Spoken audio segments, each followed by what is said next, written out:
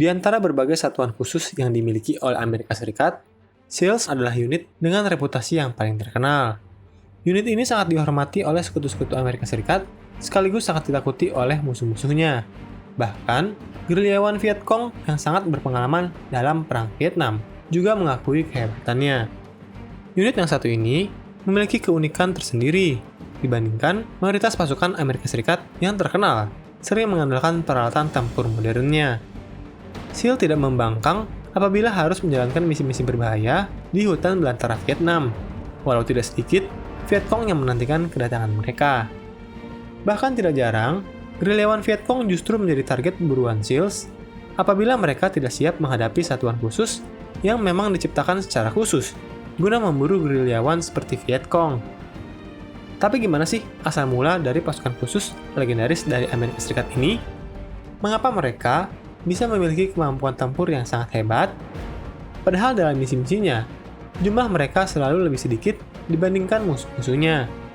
Apa yang menjadi rahasia dari pasukan khusus Amerika Serikat yang satu ini? Berbicara mengenai SEALs, kita tidak bisa lepas dari latar belakang geopolitik dunia pada saat itu, yang terjadi pada masa Perang Dingin. Konflik antara Amerika Serikat dan Uni Soviet memang banyak melahirkan berbagai teknologi dan satuan-satuan khusus ternama di dunia, termasuk pasukan Spetsnaz dari Uni Soviet yang reputasinya begitu terkenal. Jika Uni Soviet memiliki Spetsnaz, Amerika Serikat memiliki SEALs yang unitnya dibagi menjadi 10 tim, di mana tim 6 seringkali dianggap yang terhebat. Unit ini dibentuk atas petunjuk Presiden Kennedy yang menyampaikan pidato bahwa Amerika Serikat butuh satuan khusus yang dirancang khusus pada pertempuran non-konvensional. Menurutnya saat Perang Dingin, Amerika akan menghadapi banyak perang gerilya dibandingkan perang konvensional seperti pengalamannya di Perang Vietnam. Hal inilah yang mendasari dibentuknya Navy SEALs pada 1 Januari 1962. Nama resmi dari satuan ini adalah United States Navy Sea, Air, and Land, yang sering disingkat menjadi US Navy SEALs. Sejarah SEALs tidak terlepas dari pengalaman Amerika Serikat pada Perang Dunia Kedua, yang mendorongnya mengembangkan berbagai jenis taktik perang seperti serangan amfibi. Dalam Perang Dunia Kedua, Amerika Serikat banyak membangun pusat pelatihan seperti Amphibious Training Base di Virginia dan Naval Combat Demolition Unit di Florida. Sebagian dari unit NCDU yang bernama MacArthur Frogmen ditugaskan di front Pasifik sebagai pasukan khusus yang dirancang untuk berbagai operasi amfibi. Mereka dilatih untuk bertempur dalam jumlah yang terbatas. Unit ini memiliki kemampuan menyerang di belakang garis pertahanan musuh untuk menjalankan sabotase, di mana mereka akan menyerang dengan menggunakan perahu karet pada malam hari, di saat pergerakan mereka sulit untuk dideteksi oleh penjagaan musuh. Sebagian besar dari unit ini kemudian diintegrasikan dalam Underwater Demolition Team dengan unit fungsi yang mirip dengan NCDU. UDT sering dikirim lebih awal dibandingkan pasukan lain untuk membersihkan berbagai rintangan yang telah dibuat oleh musuh. Mereka juga ditugaskan dalam misi-misi pengintaian di belakang garis lawan serta sabotase jalur transportasi musuh. Mereka aktif melawan pasukan Jepang di Guam, Okinawa, Iwo Jima, Kalimantan, dan bahkan dikirim ke Perang Korea. Saat dibentuk tahun 1962, SEALs banyak merekrut personilnya dari UDT. Di misi perdananya, mereka diselundupkan menuju Kuba dengan menggunakan kapal selam. Misinya adalah mengumpulkan bukti-bukti foto dari misil nuklir Uni Soviet di pelabuhan Kuba. Maret 1962, SEALs dikirim ke Vietnam untuk melatih pasukan khusus Vietnam Selatan guna melawan serangan gerilya Viet Cong. Viet Cong adalah gerilyawan komunis yang dilatih oleh Vietnam Utara. Pasukan ini ditugaskan untuk beroperasi di Vietnam Selatan dengan tujuan akhir menyatukan Vietnam di bawah ideologi komunisme. Perang Vietnam menjadi ajang pembuktian kemampuan SEALs yang berhasil membuktikan bahwa mereka bukan hanya pandai mengajar, namun juga sangat kompeten ketika ditugaskan dalam operasi tempur di lapangan, khususnya dalam misi pengintaian dan patroli di tepi sungai pantai dan wilayah pedalaman. Saat pertama kali berhadapan dengan unit SEALs, Vietcong mengira bahwa mereka hanya berhadapan dengan tentara biasa, yang dengan cepat mereka kepung dan serang seperti biasanya.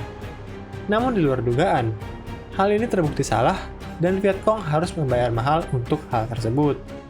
Sekalipun unggul dalam jumlah, namun lawan yang dihadapi adalah salah satu unit pasukan khusus terbaik yang dimiliki Amerika Serikat, yang dengan mudahnya menyerang balik para Vietcong. Terkejut dengan perlawanan yang sangat sengit dari lawannya, gerilyawan komunis yang sangat terlatih dalam perang gerilya ini berhasil dipukul mundur dan menderita korban yang tidak sedikit. Saat itu mereka sadar, apabila tidak waspada, mungkin saja si pemburu yang menjadi target buruannya. Salah satu taktik SEALs yang paling terkenal adalah tabrak lari, di mana mereka menembak dari udara menggunakan senapan mesin pada sayap helikopter, lalu kabur begitu saja meninggalkan lawannya, yang membuat Vietcong tidak memiliki banyak peluang untuk membalas serangan tersebut. Anggota SEALs juga dikenal mahir dalam teknik interogasi. Mereka akan menangkap orang yang dicurigai sebagai Vietcong dan menginterogasinya dengan tekniknya sendiri. Apabila interogasi berhasil, SEALs seringkali memperoleh informasi berharga berupa misi-misi rahasia, seperti siapa yang menjadi mata-mata komunis di Vietnam atau misi-misi tempur Vietcong. Jatuhnya informasi rahasia yang seperti ini memaksa Vietcong mengubah sebagian, bahkan seluruh struktur militernya demi beradaptasi dengan informasi yang telah didapatkan lawan. Tidak heran jika Vietcong sampai menanggapi masalah SEALs dengan serius, seperti memberikan imbalan besar bagi siapapun yang dapat mengeliminasi anggota SEALs yang disebut si muka hijau. Sekalipun akhirnya, perang berakhir dengan kemenangan di pihak komunis, selama 6 tahun bertempur di Vietnam, SEALs berhasil mengeliminasi kurang lebih 600 tokoh penting di Vietcong. Hal ini tentu menjadi kontribusi Amerika Serikat di Perang Vietnam dalam menunda kekalahan Vietnam Selatan. Terlebih, jika kita melihat angka resmi dari pihak SEALs yang menjadi korban dalam perang ini, hanya kurang lebih 46 orang. Setelah Perang Vietnam, pasukan SEALs turut disertakan dalam berbagai operasi Amerika Serikat, khususnya di wilayah Timur Tengah, seperti Perang Teluk, Afghanistan, dan Irak. Dalam sejarah, SEALs juga banyak mendapatkan misi untuk melatih pasukan khusus dari negara-negara yang hubungannya harmonis dengan Amerika Serikat. Selain pasukan khusus dari Vietnam Selatan, ada juga pasukan khusus lainnya yang dilatih oleh SEALs, seperti pasukan khusus Korea Selatan, Filipina, Pakistan, dan juga India. Selain itu, mereka juga banyak menjalin kerjasama dengan pasukan khusus dari negara-negara sekutu Amerika Serikat, seperti SAS, yang adalah pasukan khusus Inggris bagi kegiatan anti-terorisme dan perang gerilya. Nama SEALs semakin melejit karena tampil dalam berbagai video game seperti Counter-Strike dan Rainbow Six Siege yang mengambil karakter dari US Navy SEALs. Menurutmu, di antara pasukan khusus berikut, manakah yang paling hebat? SEALs dari Amerika Serikat, SAS dari Inggris, Sayeret Matka dari Israel, ataukah Spetsnaz milik Rusia? Tuliskan pendapatmu di kolom komentar. Hai, bantu kami dalam memproduksi lebih banyak konten sejarah dengan mengklik tombol subscribe. Dan jangan ragu untuk memberikan saran, komentar, atau pertanyaan. Terima kasih.